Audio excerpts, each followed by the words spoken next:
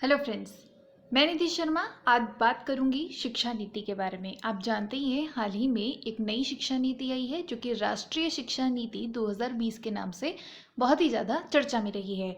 तो देख लेते हैं उसके कुछ कुछ फीचर्स क्या हैं।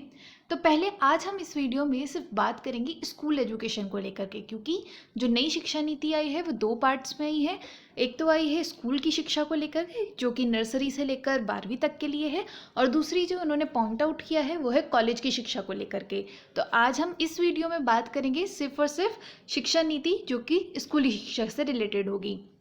देख लेते हैं उसके कुछ पॉइंट्स क्या हैं। पहला जो पॉइंट है वो है उद्देश्य क्या रखा गया है। इस बार उसको एक थीम दी गई है और बोला गया है India a global knowledge super power, यानी कि भारत को एक वैश्विक ज्ञान में महाशक्ति बनाने का उन्होंने एक लक्ष्य रखा है। जो न्यू शिक्षा नीति आई है उसका ये उद्देश्य है कि हम एक भारत को वैश्विक ज्ञान महाशक्ति बनाना चाहते हैं।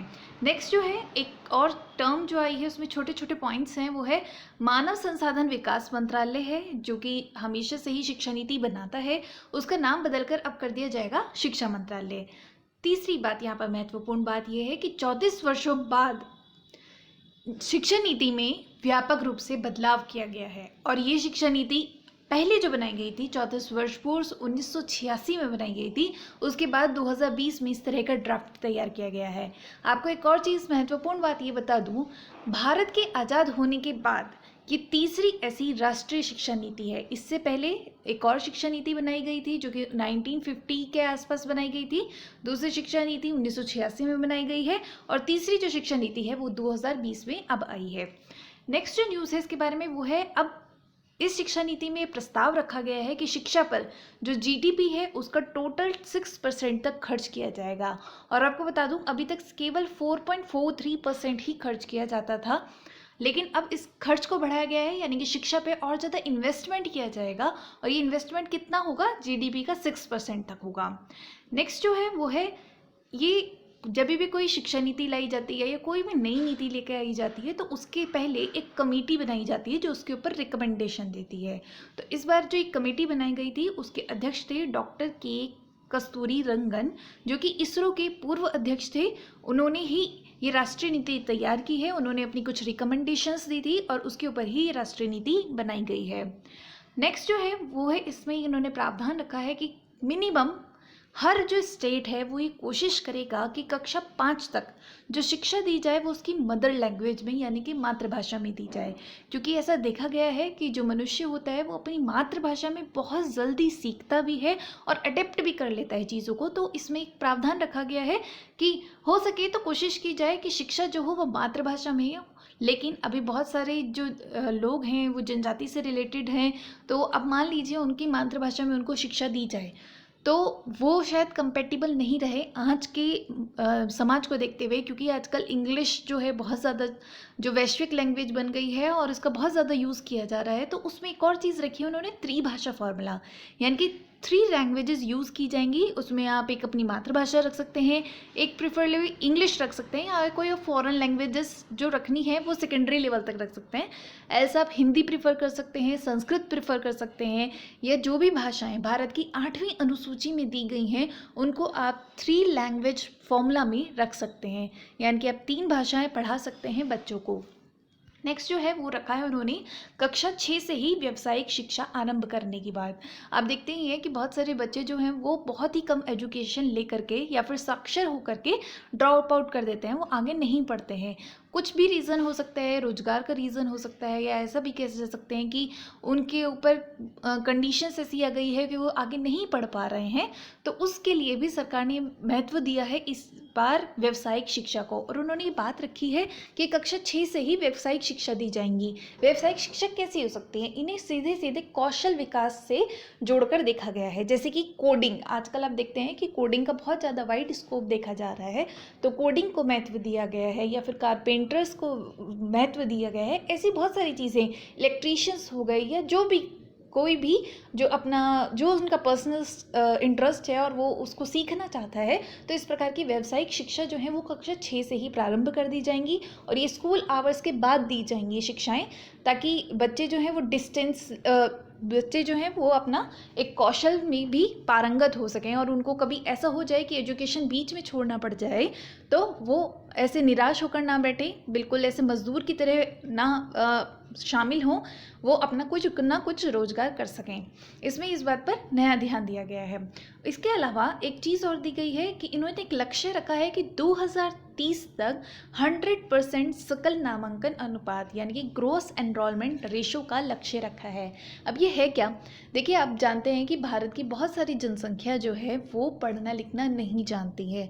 सरकार ये चाह रही है कि अगर शिक्षा का स्तर बढ़ाया जाए तो बहुत सारी जो परेशानियां हैं जिनको हम मद्देनज़र रखते हैं, जैसे कि बहुत सारी गवर्नमेंट स्कीम आती हैं लेकिन लोग उसका फ़ायदा नहीं उठा पाते क्योंकि उन्हें उस बारे में जानकारी नहीं होती है। जानकारी कैसे होगी? क्योंकि वो पढ़े लिखे नहीं होते हैं, उनको थोड़ा समझाना मुश्किल होता है गवर्नमेंट की स्कीम्स। तो इसलिए सरकार ने लक्ष्य रखा है कि 2030 तक 100% सकल नामांकन रेशो यानी कि जो लोग हैं वो अपने बच्चों को स्कूल भेजें और 2030 तक हम एक ऐसा लक्ष्य प्राप्त कर लें कि जो हमारे बच्चे हैं वो 100% साक्षर हों। उसके अलावा इन्होंने, अभी हम लोग प्रेफर करते हैं 10+2 यानी कि 10+2 यानी कि 12th तक का हम एक रेशो रखते हैं, लेकिन अब सरकार ने क्या किया है कि जो एजुकेशन सिस्टम है उसको एक अलग डिफरेंट पार्ट में लेके आए हैं और उन्होंने रखा है 5+3+3+4 का रेशो। अब इसमें होगा क्या? देखिए, पहले जो हमारा पाठ्य संरचना थी उसमें नर्सरी से लेकर के और ये जो LKG और UKG है इसको शामिल नहीं किया गया था, या फिर आप किससे बोल सकते हैं अपर KG लोअर KG, इसको शामिल नहीं किया गया था। लेकिन आप देख रहे हैं कि बहुत सारे स्कूल जो हैं वो नर्सरी, प्ले, ये वाली सी बहुत सारी चीज़ें जो हैं वो स्टार्ट हो गई हैं और इनको रेगुलेट करने के लिए पर सरकार के पास कुछ नहीं था। तो इस चीज़ को लेकर भी ध्यान दिया गया है और सरकार ने अब जो मॉड्यूल डिवाइड किया है वो किया है नर्सरी से लेकर 2nd क्लास तक, जिसमें बेसिक स्ट्रक्चर पे ध्यान दिया जाएगा, लर्निंग पे ध्यान दिया जाएगा और ये मजबूत किया जा रहा है कि एटलीस्ट जो 3rd क्लास का बच्चा है उसको पढ़ना आता हो और नॉर्मल जोड़ घटाव के सवाल भी करने आते हो। क्योंकि आप देखेंगे एक संस्था है, प्रथम संस्था है जो अपना एक रेगुलर रिपोर्ट निकालती है, जिसकी रिपोर्ट में आप देखेंगे कि हमारे यहाँ बहुत सारे बच्चे जो हैं वो 3rd क्लास में आते हैं लेकिन उनको पढ़ना लिखना भी नहीं आता है, वो नॉर्मल जोड़ घटाव के सवाल नहीं कर पाते हैं।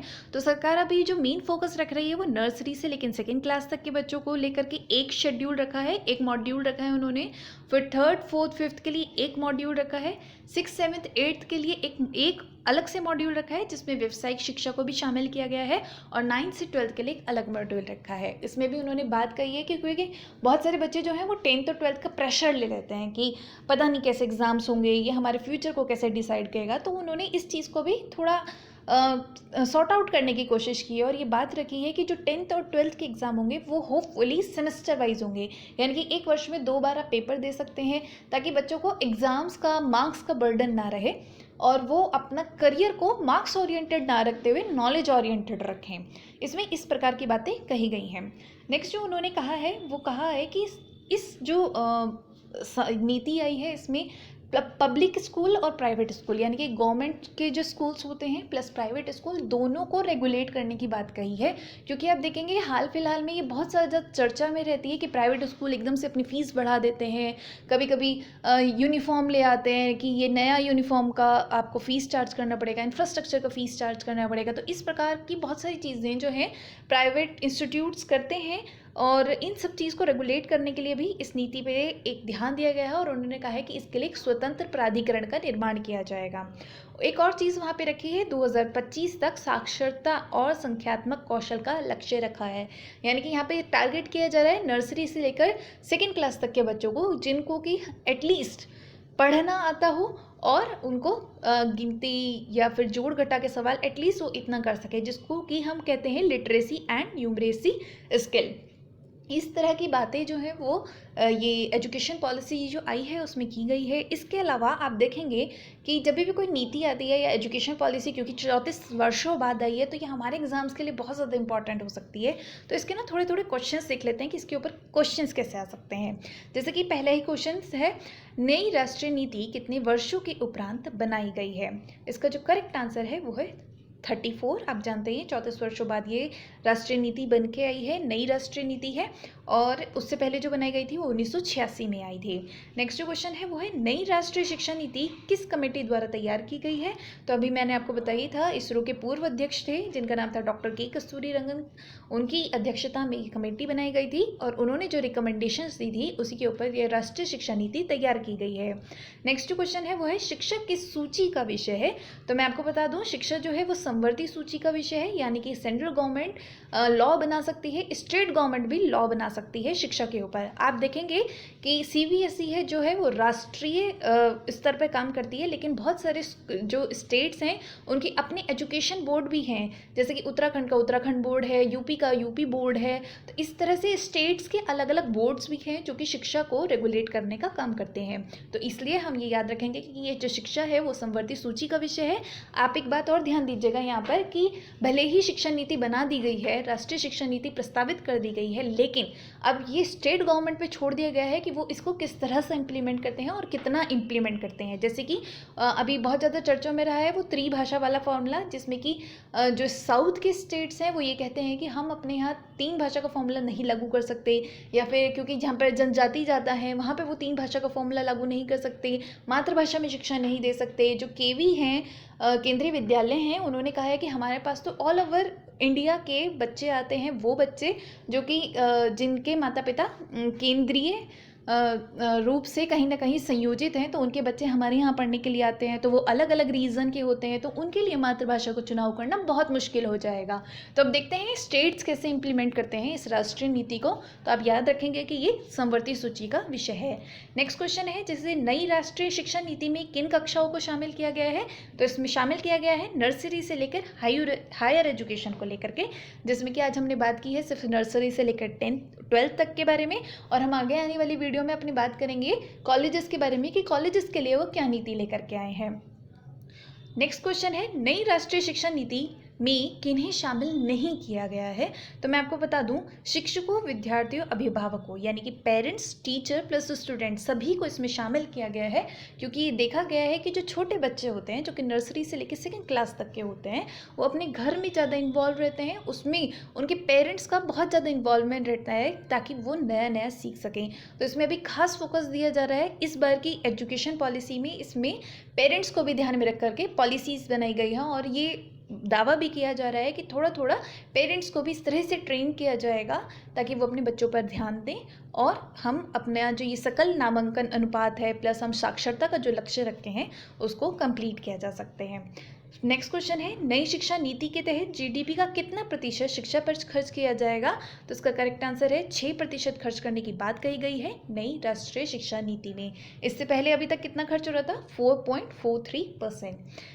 बस आज के लिए इतना ही। Thank you so much. अगर आपको ये वीडियो अच्छा लगा हो तो शेयर ज़रूर कीजिएगा, और अपने हमारे यहाँ कमेंट्स में ज़रूर लिखिएगा कि आप इसमें और क्या इंप्रूवमेंट देखना चाहते हैं, क्या अगर आपके क्वेश्चंस हैं वो भी आप कमेंट बॉक्स में लिख सकते हैं। Thank you so much.